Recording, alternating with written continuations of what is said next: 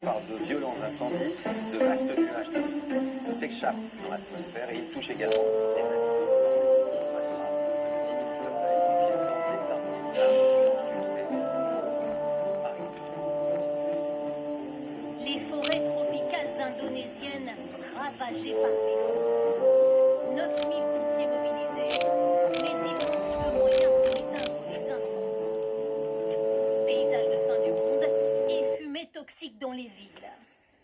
Un habitant de l'île de Bornéo filme sa difficile avancée en scooter, aveuglé par l'épaisse fumée. Distribution de masques pour protéger la population. J'espère qu'il va vite pleuvoir et que le gouvernement va agir vite pour qu'on en finisse avec toute cette fumée. 2 îles indonésiennes sont concernées par ces feux, Bornéo et Sumatra.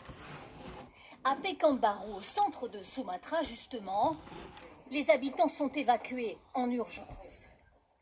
Les pompiers sont habitués à ces feux courants en cette période de l'année, mais cette fois la saison sèche est anormalement longue. On est en ce moment au pic de la saison sèche et dans 1 à 3 semaines, on n'aura plus du tout d'eau pour éteindre ces feux. Dans les cliniques, il faut oxygéner les enfants. Les problèmes respiratoires Mmh. liés aux fumées toxiques se multiplient. Jusqu'au... Nous voyons beaucoup d'enfants, mais aussi des femmes enceintes et des personnes âgées. Des fumées qui contaminent les États voisins, la Malaisie et Singapour. À Kuala Lumpur, le ciel s'est obscurci autour de tous les immeubles. Et dans les écoles, les enfants apprennent à poser leur masque. C'est le début d'une crise diplomatique avec l'Indonésie, accusée de ne pas lutter efficacement contre les feux. Intempérés toujours, ce sont en Espagne des pluies diluviennes qui s'abattent depuis plusieurs jours sur le sud du pays, sud-est du pays. Après l'Andalousie et la région de Valence, des inondations touchent désormais les faubourgs de Madrid, des inondations qui ont causé la mort de 6 personnes. En France, c'est le retour de la chaleur en ce 15 septembre avec des températures atteignant 33 degrés à Avignon, 32 à Lyon, 31 à Bordeaux cet après-midi, 27 à Paris. L'ensemble de l'Hexagone qui est touché par la sécheresse. Ce sont 87 départements qui sont actuellement concernés par des restrictions d'eau. Arrêtons-nous maintenant sur ce scandale sanitaire qui touche les Antilles. Le chlordécone est un pesticide qui a été utilisé pendant 20 ans dans les bananeraies, un poison pour les sols et pour les hommes. 40% des terres de la Martinique ont été contaminées. Avec quelles conséquences? Y a-t-il aujourd'hui des aliments qui échappent au contrôle? Sur place, Valérie Hortel avec Philippe Maire. C'est un défi quotidien pour les Martiniquais. Tous les jours, à l'heure des courses, il faut traquer le chlordécone. Bonjour, vous avez une attestation comme quoi c'est trop demandé. Et ici, c'est une question qui fâche, car tout le monde se sait contaminé. Cette cliente veut savoir d'où viennent les légumes. Quand je vois que la personne n'est pas contente que je lui demande la provenance, eh ben, moi je tique et dans le doute, je m'abstiens. Si elle est aussi exigeante, c'est qu'en Martinique, 40% des terres agricoles sont contaminées au chlordécone. Cet insecticide, suspecté d'être cancérigène, a été utilisé jusqu'en 1993 dans les bananeraies. 90% des Martiniquais en sont imprégnés. Ça va ma chérie? Comme cette mère de famille, tous s'inquiètent. À partir du moment que j'ai été consciente. Lors des municipales, qui se prolongent sur leur camp. Ici, 20 tentes au milieu de la nature. Tout confort. On voit les animaux calmement et il y a moins. Au milieu de la... Au milieu de...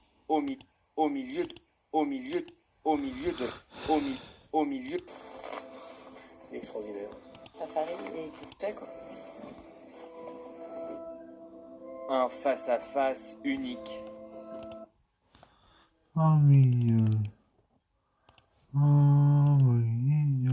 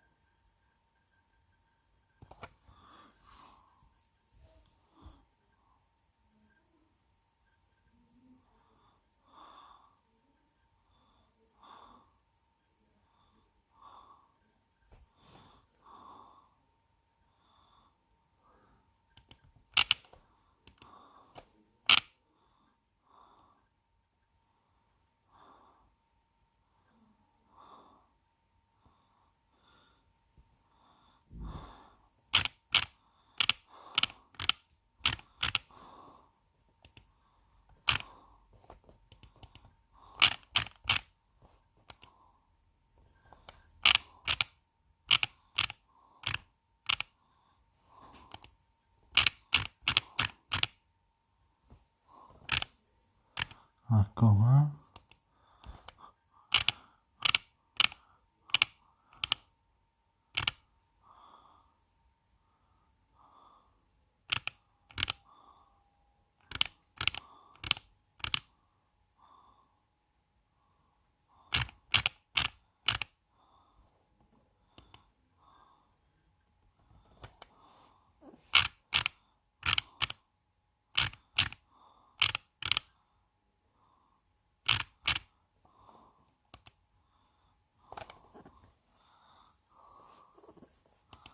Encore.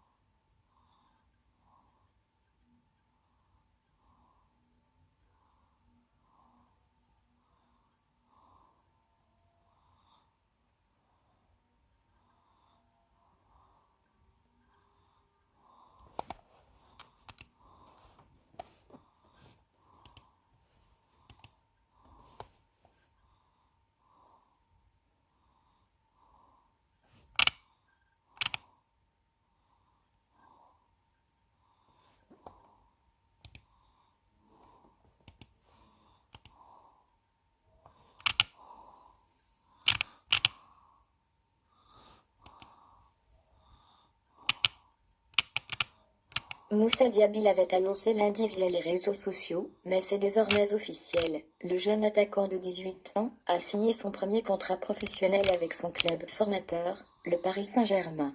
Le Paris Saint-Germain est heureux d'annoncer la signature du premier contrat professionnel de Moussa Diaby. L'ailier de 18 ans est désormais lié au club de la capitale, jusqu'au 30 juin 2020. Le natif de Paris, membre de l'équipe de France U18 puis U19, avait intégré le centre de formation du club en 2012. En 2016, aux côtés de joueurs comme Yassine Adli, Timothée Oui, Asdine Toufiki ou encore Antoine Bernard, Moussa Diaby avait remporté le titre de champion de France U17 après avoir battu l'AS Saint-Étienne en finale. Le club souhaite à Moussa une carrière professionnelle pleine de succès, avec les rouges et bleus, se réjouit le PSG dans un communiqué.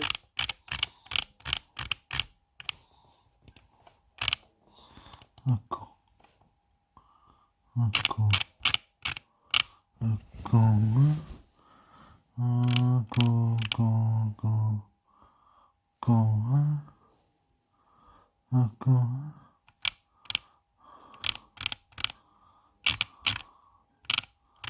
Vache.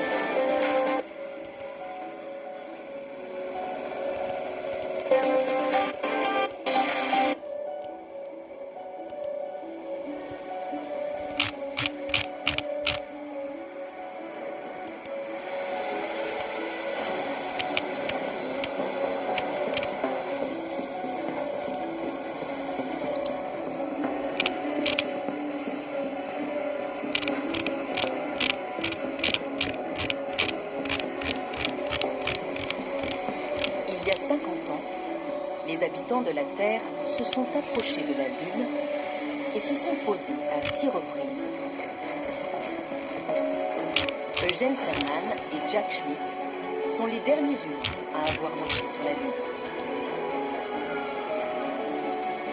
I was rolling on the moon one day in a very early month of December. May, that's right. May is the month.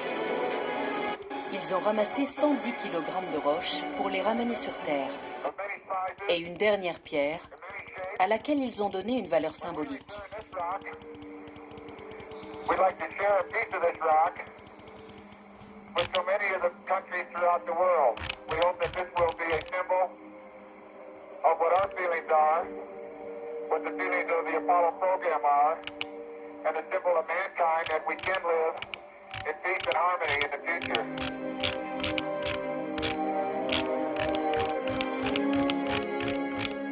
Three, two, one, ignition. Puis ils s'en sont allés, abandonnant la Lune au silence de l'espace. 50 ans plus tard, qu'en est-il de cette déclaration de paix? Un habitant de la Lune, qui regarderait les terriens aller et venir, aurait une idée assez précise des forces en présence sur la planète bleue. Il y a 50 ans, la logique du monde voulait que ce soit les États-Unis qui fassent le premier pas. Les 12 astronautes qui ont marché sur la Lune sont tous américains. Des rovers soviétiques ont alluni par la suite, puis un Chinois, et tout récemment un Indien. L'Europe, Le Japon et le Brésil l'ont survolé. 50 ans après la conquête de la Lune, une nouvelle